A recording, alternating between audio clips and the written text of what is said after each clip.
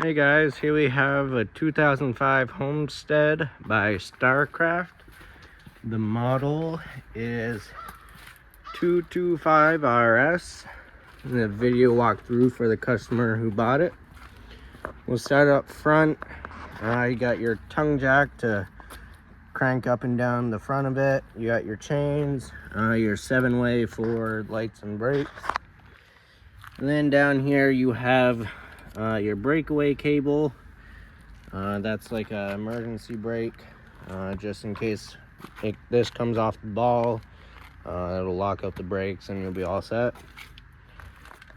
You got your 12-volt battery up here, and you got stabilizer jacks on each side and 2 in the back as well. Those are only made for stabilizing, so you want to level the unit first. Once it's all leveled and unhooked, then you crank those down until they hit the ground, or if you have blocks under them. And then you just give it 1/2 to 3/4 of a turn just to put a little pressure on it. You don't want to over crank it. You got your propane tanks here. You got 2 20-pound tanks. Your valve to turn it on and off there, and then your regulator right here, and this lever points to what tank it's drawing from. So right now it's pointing to this one, so it's drawing from this. Once this one goes empty, if you have both tanks on, once that one goes empty, the inside of this the valve will automatically switch over to this tank and start drawing from that. But if you want to make sure what tank is full and whatnot, just have one open at a time, and then obviously once the gas stops coming, that tank's empty, then you can switch over to the other tank and go get the other one filled. You got some storage on this side right here, and then you got more storage in here, and that is a pass-through, so it goes all the way through. You got your water heater right here, and this is a gas electric water heater. For the electric, the switch is right here, and it's just a little on-off switch. And you got your angle rod right here, and it's also your plug, so it goes in that hole and you tighten it down. And you have this because this is a steel tank, so the water will eat away at this instead of the tank.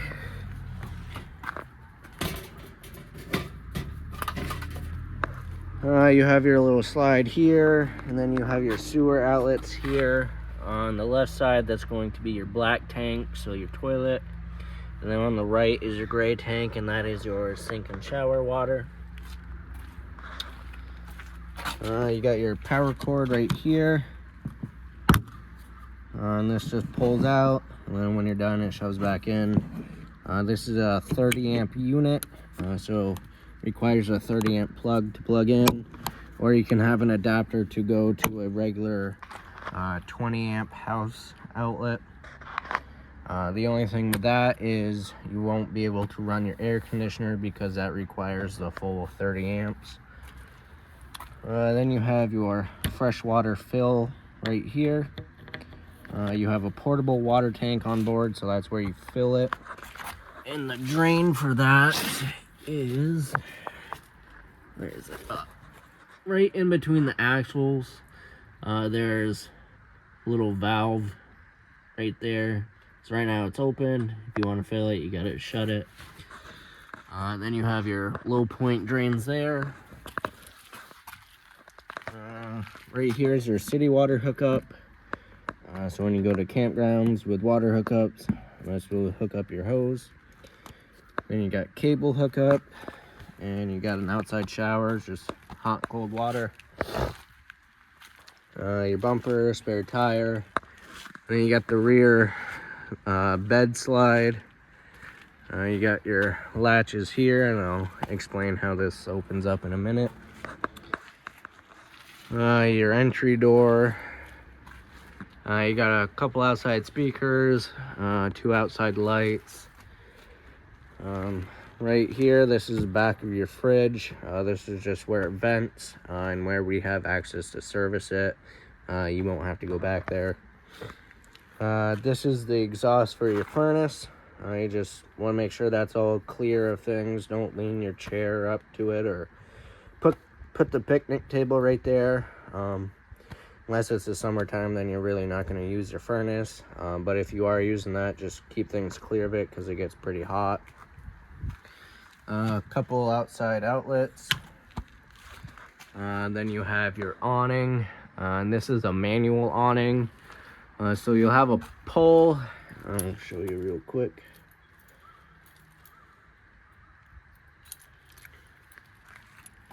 Right in here, you have, this is a crank for your stabilizer jacks, and this is the pole for your awning. So right up here, you got a lever, and you'll just pull that lever down. And then on each arm, there's these little plastic clips here. You'll push those together to unsnap it. And then your strap right here, you put the pole in, and then you can pull the awning out.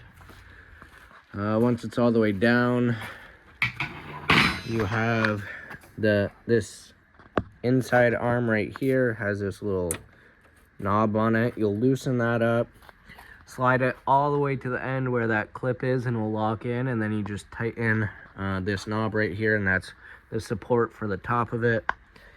And then you got a handle on each arm, and you pull this up and it'll raise the awning up. So you can open the door, and then you can put a pitch on it if it's sprinkling out, so the rain runs off. Now we'll open up the rear slide.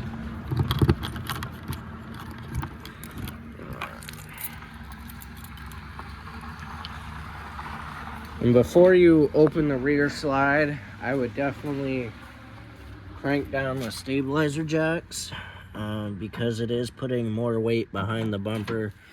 So just for an extra safety, crank these down.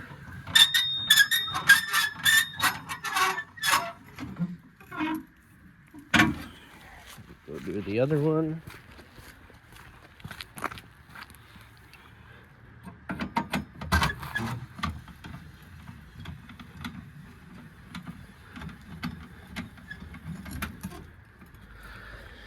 Okay, so now to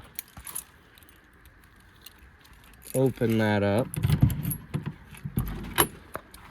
you have these supports right here, and these you could put up in the front storage, but for now we just put them in here.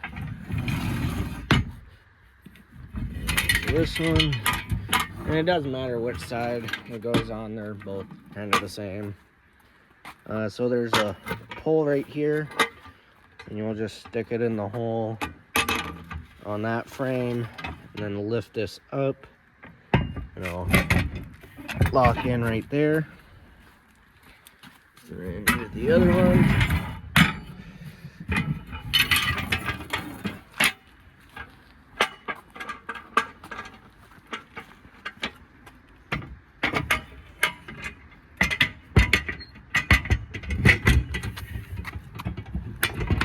Okay, that's locked in. Now you have your levers right here that hold it in. So you just push in on it and pull down. It is a little tight because it's got to hold this bed in from sliding out. Then you just do the other side. Okay. And you just kind of want to make sure this is lined up with the wheels.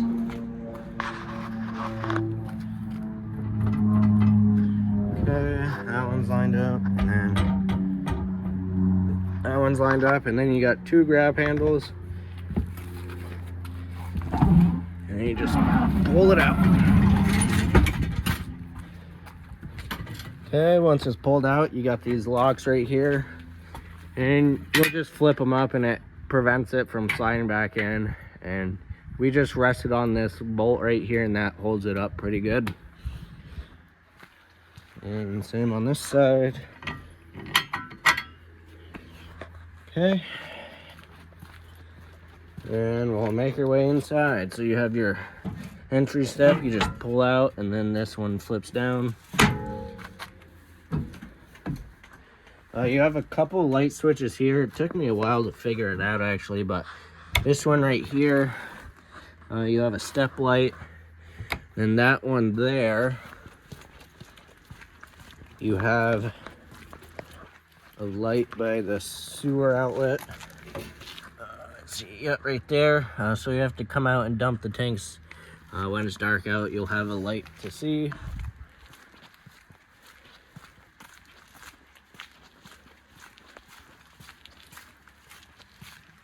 And then that one I still haven't quite figured out. I'm not sure where that might be actually. So I'll turn those off. Then you have a couple lights here. So the middle one is for the ceiling lights. That one there is for that light right there. And then that switch is for the front light up there. All right. So you got your lights. Then this is the bed area. And then this wire hanging down plugs into right there. And then this will give power to that light above your bed. And that does have a switch on it. They all do, so you can turn them on and off by those switches as well. This is your dinette area. Right now it's in the travel position, but it also makes another bed. To put the dinette up, you just have two poles there. You put one in each spot right there, and then on the bottom of the table, the same thing. And it will kind of sit up about here, window height. And then those cushions will just be for the backrest. You got a little countertop here. You can set a TV on. I got some storage. Oh, that one actually is for, there's little floor lights. I forgot about that actually, so that's what that light does. So you got your cable hookup. This button right here is a booster. So if you're using the satellite on the roof to pick up local channels, you'll want that pushed on. But if you're hooked up to the cable at the campground, make sure that's off. Some storage. You got your sink and your stove and oven. This just flips up like that. And then you do have a sparker right here. So you just turn this to light and hit the sparker and it'll light right up. And for the oven, you actually have to light with a grill lighter. There's a pilot right back there. So you'll turn the knob to pilot, and you just push and hold it while you're lighting it. Once the pilot's lit, let off of that. If it stays lit, then you can turn it to what temperature you want. If it doesn't stay lit, just try it again. There's a thermocoupler in there, and that senses the flame. So you got to make sure that's warm to sense the flame. You have stovetop light and fan, and then you got a microwave here, and some more storage. And then a nice little light above the sink area. Then you have your slide, which has your couch on it. It's actually a jackknife sofa, so you can lift up on this side, and it'll fold down and make into another sleeping area. Then up here, you have your slide switch for this. And it's only, I don't know, 2 feet maybe. So actually give you a better look over here. So it'll go out about that far, give you a little bit extra room. But if you are on a long trip and you stop at a rest area for the night or whatever, you don't have to put out the slide. Obviously you can get to the bathroom, and there's still plenty of room around the fridge and stuff, so you don't have to put out the slide if you're just staying at a place overnight. Then you got your thermostat, you got your cool and furnace, your fan speed for the air conditioner. And then if it's kind of warm but not warm enough to have the air conditioner on, you can have, or that's the fan speed, high and low. You can turn just the fan on in the air conditioner, so you'll flip it to on and then it'll kick on. But you have to be plugged into the 30 amp outlet, or if you have a generator capable enough of 30 amps. And then you got your temperature control right here. You got your switch for your water heater for the gas, so you just flip this on and it'll light right up.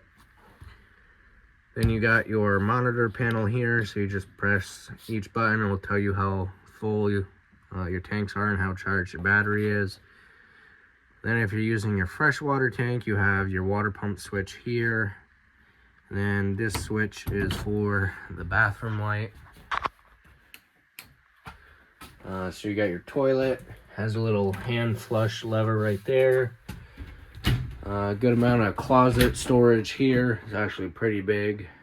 You got a vent right there. You got some storage under the sink, and then you have a medicine cabinet. And then you got your shower tub right here with a little seat. Alright, and the last thing is your fridge.